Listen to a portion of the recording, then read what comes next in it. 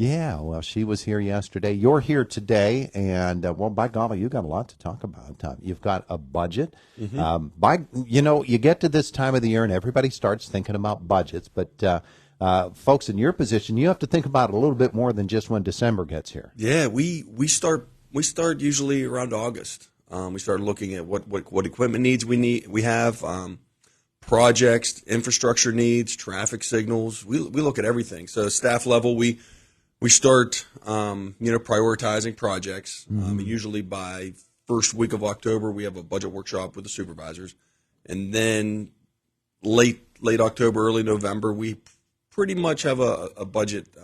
Not really complete, but a draft.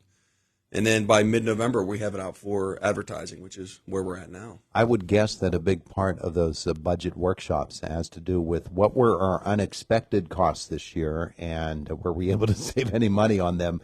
Because you have to set aside a certain amount of money every year in case something breaks. Yeah, and just for a couple examples, last couple years, salt's been $40 to $50 a ton. Last year was $64, and this year we're at $85 a ton. So wow, it's a big increase. $20 in 1 year is a pretty big increase. And some of these equipment prices we see with vehicles and the trucks and the snow plows and stuff like that, it's everything's in price.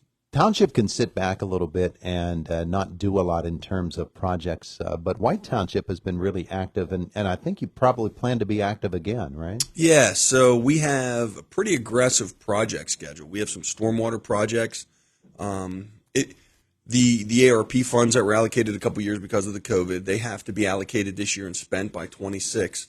So we have a couple projects within those funds that we're going to complete. One big one is Apache Drive stormwater. It was on the burner for this year. We're looking to get that out to bid here at the beginning of the quarter or first quarter next year, and get that project underway. Some of our biggest paving projects we've ever done.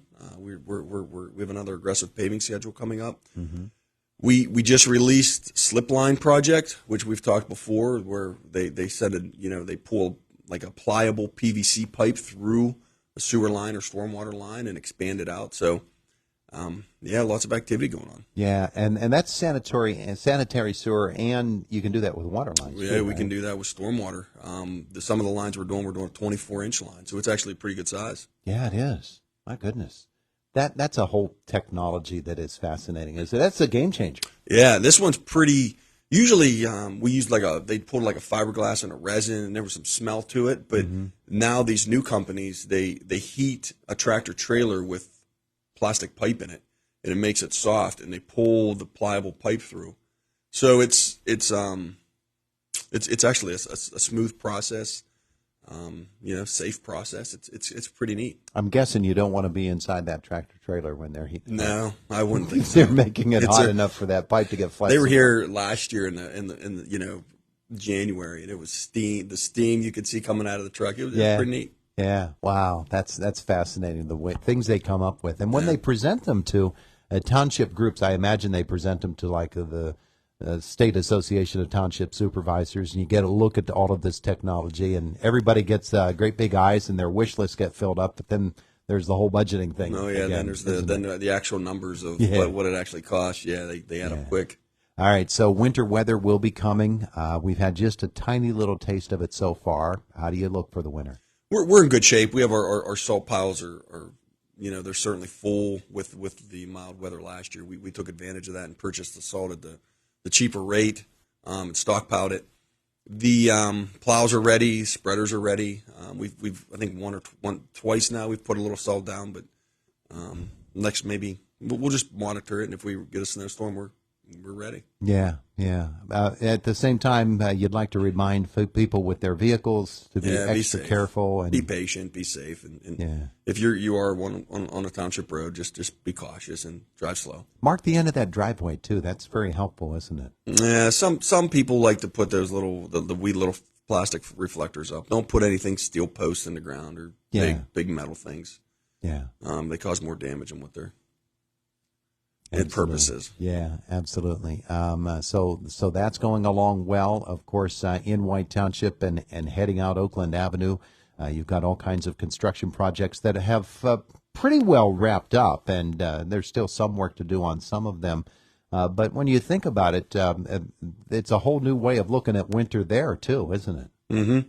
Yeah, you're going to have, there's what is there, 5 lanes in some of that? Yeah. The 5 lanes, you have the bike lane, you have the sidewalks.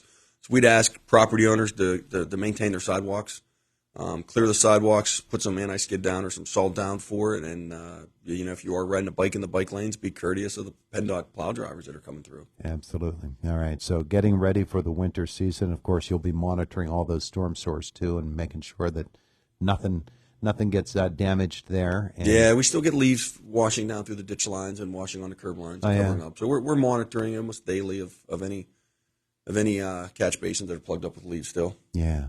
You're looking for an auditor. We are looking for an auditor. So we have an auditor position here at the town, open at the township. They come in, they audit the books. We're looking for a couple-week period.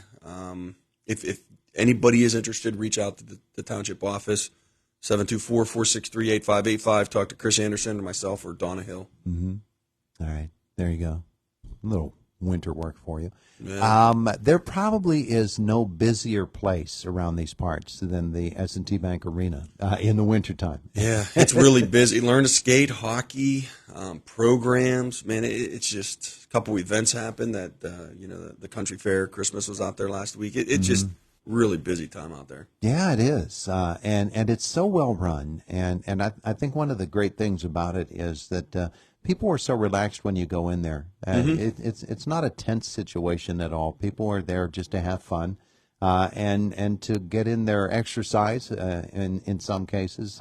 On the right, as you're walking in, on the right side, of course, what used to be an ice rink is now a multi-purpose arena with all kinds of different uses now. Yeah, so it's 3/4 turf and the fourth this multi-court surface, which is like a cork surface.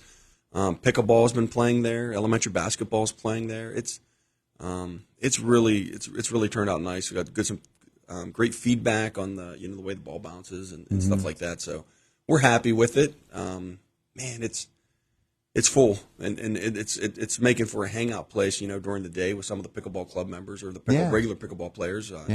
It's booming out there. People still able to hit the tennis balls there? Yeah. Mm-hmm. Yeah, you can set those up again. Yeah. Yeah, we actually, as part of the budget process, we're looking at resurfacing the outdoor tennis courts. So, oh, yeah. Yeah, so yeah. Well, they could use that. They could, yes. They could use that. Make them faster this time, too. Oh, I don't know how to do that.